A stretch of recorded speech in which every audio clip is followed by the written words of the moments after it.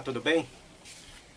Você já parou para pensar sobre Jesus Cristo? Será que ele realmente foi criado ou ele sempre existiu?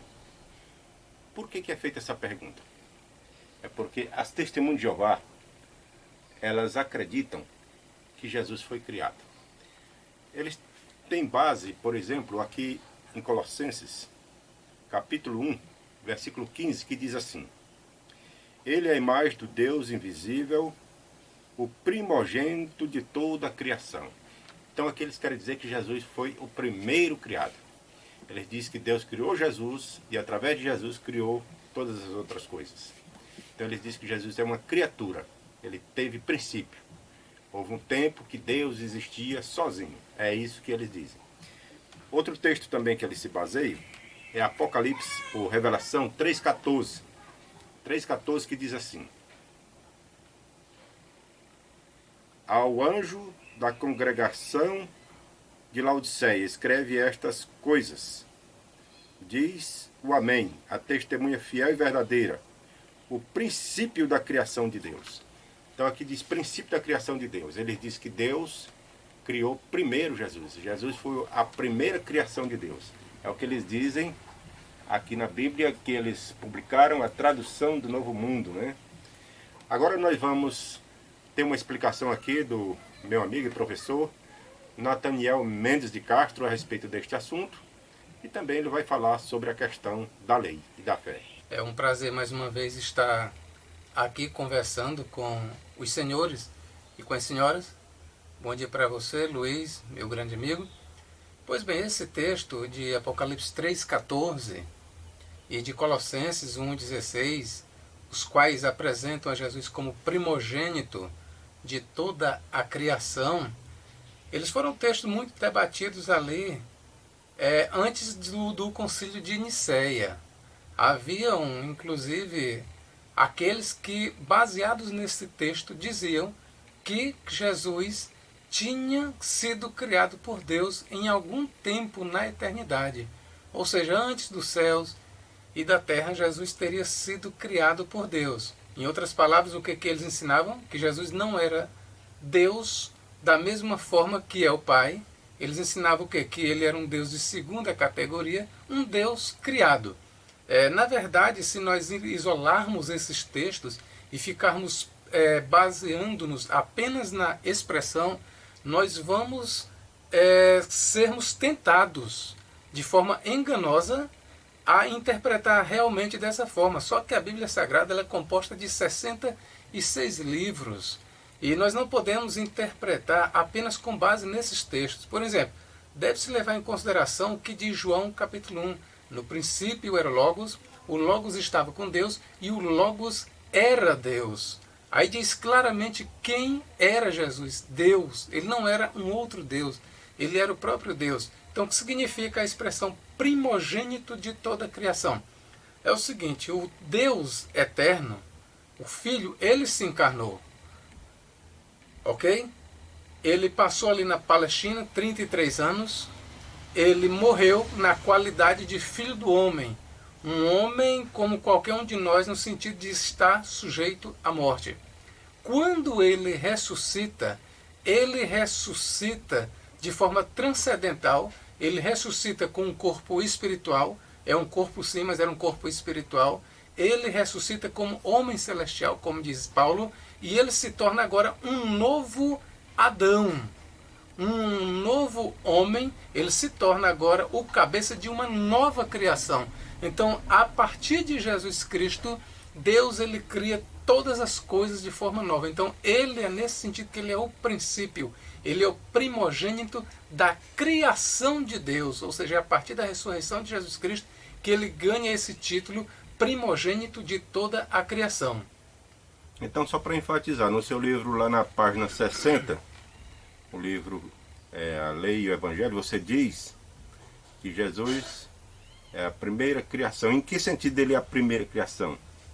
Pronto, lá eu digo que ele é a primeira criatura de Deus. Quem lê aquele livro, e muitos estão lendo, graças a Deus, e por sinal tenho recebido elogios sobre o conteúdo do livro, é preciso que se entenda todas as palavras dentro do seu contexto. Antes dos quadros comparativos, eu tenho uma introdução e eu mostro o que nessa introdução. O objetivo daquela comparação, quando eu digo, os judeus pensam assim, os cristãos pensam assim, qual é o objetivo ali? É comparar o que diz a teologia judaica sobre o Messias e o que diz o cristianismo. Então, quando eu disse que Jesus é a primeira criação de Deus, logo acima eu digo que os judeus dizem que a nação é o primogênito, a criação primogênita de Deus. Isso aí está muito bem claro na teologia judaica. Então eu não poderia, naquele momento, dizer ali que Jesus Cristo é Deus. Por quê? Porque os israelitas, os judeus, eles nunca disseram que a nação de Israel é Deus. Então o quadro ali é comparativo. Eu estou trazendo todas as prerrogativas que a nação de Israel reclama para si, para o Messias. Mas você vê que no último quadro, lá eu faço uma clara referência a Isaías 9,6 e eu digo, para o cristianismo, a passagem de Isaías 9,6 diz ou entende que o Messias é Deus. Então é só contextualizar, é só ler com atenção e não há distorção. Sim, pelo que você falou também, ali está falando com relação à sua ressurreição, não é? Exatamente. Cristo, a partir, como eu comentei ainda agora, né, Apocalipse 3,14 e Colossenses 1,16, então a gente deve entender também por esse prisma. Quando eu digo Cristo é a primeira criatura de Deus, ora, aí eu pergunto, Cristo quando ressuscitou? Ainda que tenha ressuscitado como homem celestial, mas ele ressuscitou num corpo incorruptível. Quem foi que criou ele? Foi o Pai. Então, a partir do Cristo ressuscitado, num corpo transformado, glorificado, num corpo incorruptível, a partir de Cristo nós teremos também a nova criação. Partindo dele, vai ter a mesma natureza que ele. Então, é nesse sentido que eu digo também que Cristo é a primeira criação de Deus, a partir do momento que ele ressuscita. Muito bem. Agora vamos falar sobre a questão da lei e da fé, conforme lá Romanos 3,31. O que você tem a explicar sobre esse texto? Vamos lá. Amado Luiz, aquele texto ele é bastante evocado por alguns, tá certo? E eles, com base naquele texto, eles dizem, olha aí, a lei, ela é estabelecida, se é confirmada, então nós temos que guardar a lei, nós não podemos anular a lei. Só que esses mesmos que dizem isso, na mente deles, a lei ali, o termo lei, aponta apenas para os 10 mandamentos. A grande questão é, leia a epístola de São Paulo aos Romanos, e eu mesmo fiz uma pesquisa minuciosa, e em todos os momentos em que Paulo faz menção à lei, quando ele usa o termo lei, ele nunca usa o termo lei apenas com referência aos 10 mandamentos. A primeira observação que tem que ser feita é essa, que a expressão lei, ali na carta aos Romanos, principalmente, ela nunca aponta apenas para os 10 mandamentos. E aponta para o quê, professor Nathaniel? A lei ali que Paulo está se referindo é todo o Antigo Testamento. E se quisermos sermos mais precisos, é tudo aquilo que Moisés escreveu no Pentateuco. Ok? Então significa que, no caso, a lei, ela não existe uma divisão como muitos querem, né? Lei moral, lei cerimonial. Para Deus a lei é uma só, não é isso mesmo? Com certeza, Luiz. Os que fazem essa divisão, aqueles que estudam atenciosamente, essa divisão ela se tornou mais focada da reforma protestante para cá. Ela tomou mais, vamos dizer, corpo da reforma protestante para cá. Mas a gente lendo lá os escritos de Irineu de Leão, no século II, ele já fazia, de uma certa forma, essa diferença entre lei de Deus, decálogo, e lei de Moisés. Só que, observando, o mesmo Irineu que fazia essa observação, ele não defendia a guarda do sábado. Por quê? Porque ele não considerava o sábado como um mandamento moral. Trazendo para os judeus eles nunca fizeram divisão no sentido que hoje nós fazemos lei moral, lei cerimonial. Não, para os judeus toda a lei ela tinha um caráter moral, toda lei. Eu fiz uma boa pesquisa no meu livro, eu mostro isso. Eu fiz pesquisas na tradição judaica, em livros judaicos, em muitas obras. Peguei o Talmud como referência, peguei a Mishnah e outros tratados judaicos, e os judeus são unânimes em dizer que a lei ela é una. Se você quebra um mandamento, quebra todos. Se você, por exemplo, quebra o sábado, você está quebrando a circuncisão, está quebrando a lei referente à festa dos tabernáculos, está quebrando a lei referente à lua nova, e assim por diante. Então toda a lei é considerada una para os judeus. Muito bem. O apóstolo Paulo ele escreveu a carta aos Gálatas, e lá ele diz que a lei nos serviu de aio para conduzir a Cristo. E quando chegou Cristo, então não estamos mais debaixo do aio. Esse aio ele engloba toda a lei, inclusive os 10 mandamentos? Com certeza, Luiz. Assim como nós não podemos excluir neste aio os mandamentos que hoje nós consideramos cerimoniais, questão de sacrifícios, e aí por diante, também nós não podemos excluir os 10 mandamentos. Quando Paulo, sempre que ele falava lei, ele tinha em mente não apenas os 10 mandamentos. Vamos ter isso sempre em mente. Ele não tinha apenas os 10 mandamentos.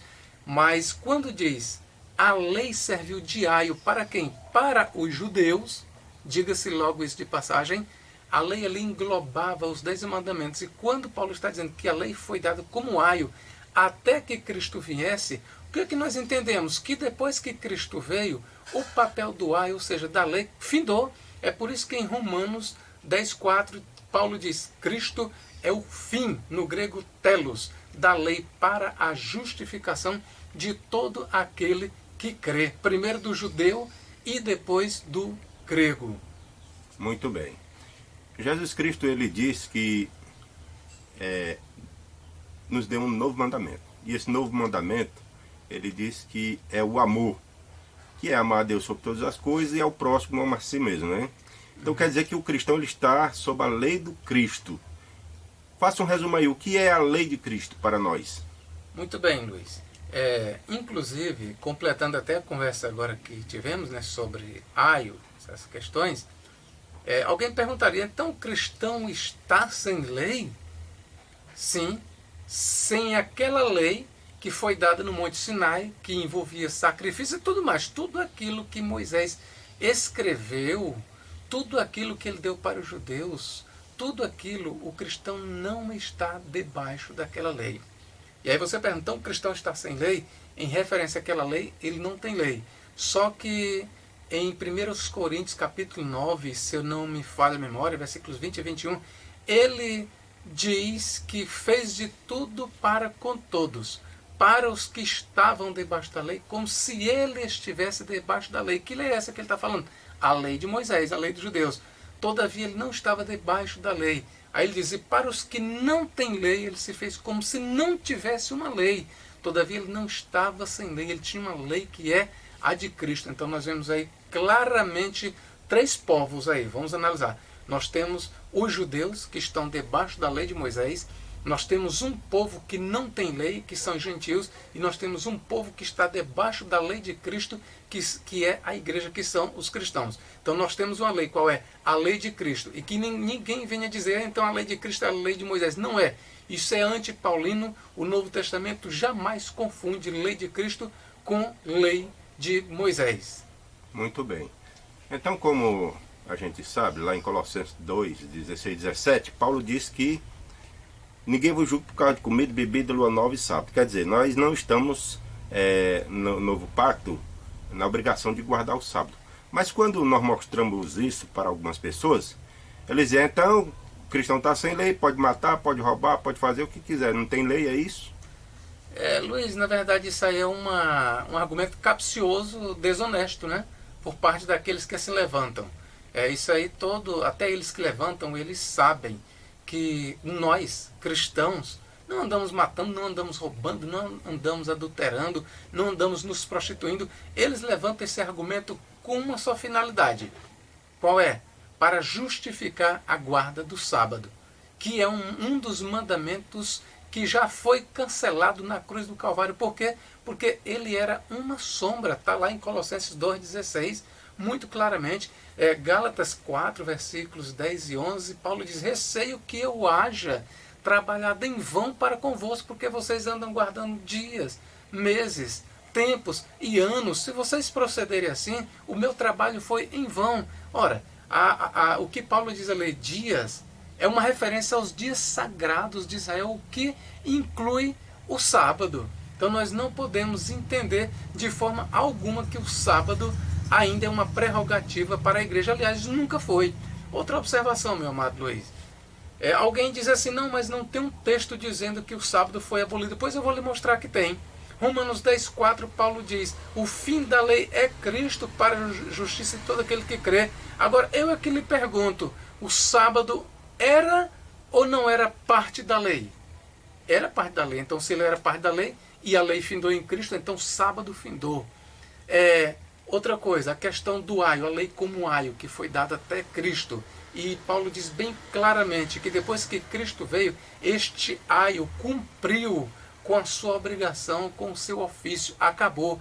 Aí eu pergunto, o aio, que é um termo usado para a lei, e o sábado fazia ou não fazia parte deste aio? Fazia. Então o sábado só foi dado até que Cristo viesse. Toda a lei do Antigo Testamento foi cancelada, abolida, derribada, desfeita na morte de Jesus Cristo. Só uma observação: Cristo no seu ministério jamais ensinou a abolição da lei.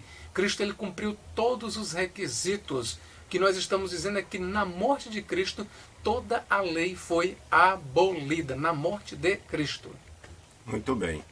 Nós lendo Romanos, no capítulo 7, ali nós observamos Paulo falando que morremos para a lei, ou seja, a lei findou para o cristão, E é interessante que Paulo, ali citando o fim da lei, ele cita um dos 10 mandamentos. Quer dizer que quando Paulo fala da lei, ele fala da lei como um todo, e não somente fazendo referência aos 10 mandamentos, não é verdade? Sim, Luiz, realmente, quando Paulo diz assim, a lei findou em Cristo, ele está falando da lei como um todo. E alguém que não entende, ou de forma capciosa levanta argumentos capciosos, diz: então nós podemos matar, nós podemos adulterar, filho, interlocutor. Eu chamo a sua atenção para isso bem aqui. Antes que Deus desse uma lei por meio de Moisés, a lei de Deus já existia e ela foi dada a lei de forma, vamos dizer, embrionária, conforme disse Tertuliano na sua obra Contra os Judeus. Tertuliano ele foi muito feliz na sua colocação e ele diz que a lei não veio primeiro por Moisés, não. A lei de Deus, ele sim deu a lei por Moisés, mas aquela lei, ou muitos mandamentos, já existiam desde o princípio do mundo. Então a lei de Deus, a lei que nós dizemos moral, ela é eterna, ela é muito anterior a Moisés. Agora aquela lei, aqueles princípios éticos, tudo aquilo que Deus deu por meio de Moisés, aquilo tudo foi cancelado. E se você pergunta, então nós ficamos sem lei? Nós temos a lei de Deus, nós guardamos a lei de Deus, mas isso não inclui o sábado, porque é só você vir para o Novo Testamento que Paulo diz que o sábado findou em Cristo. Lá em Romanos 10,4 já diz, porque o fim da lei é Cristo e o sábado faz parte da lei. Muito bem. E para encerrar, mostrando que na lei de Cristo nós não podemos matar, roubar, então é só ver o que diz lá em Romanos capítulo 13, versículo de 8 a 10, onde Paulo diz que a ninguém devais coisa nenhuma, mas que nós devemos amar o próximo, não devemos desejar o mal, e se fizermos isso, estamos cumprindo a lei. Então quer dizer que a lei, ela se resume na questão do amor, não na questão da circuncisão, guarda de sábado, na questão do amor. Quem ama ao próximo está cumprindo a lei, é o que diz o Novo Testamento. Agora faça suas considerações finais. Exatamente, Luiz, você foi bem feliz nas suas colocações, é o que Paulo diz. Você quer cumprir a lei? Pois ame o seu próximo como a si mesmo. Eu estou obrigado a guardar o sábado? Eu não estou obrigado a guardar sábado.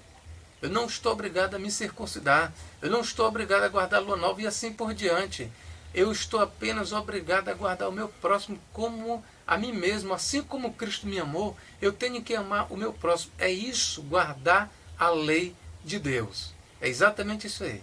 Muito bem, agradecemos então a essa participação aqui do nosso amigo e irmão Nathaniel Mendes de Castro e esperamos que essa palestra possa ser de grande importância na sua vida para o seu esclarecimento espiritual.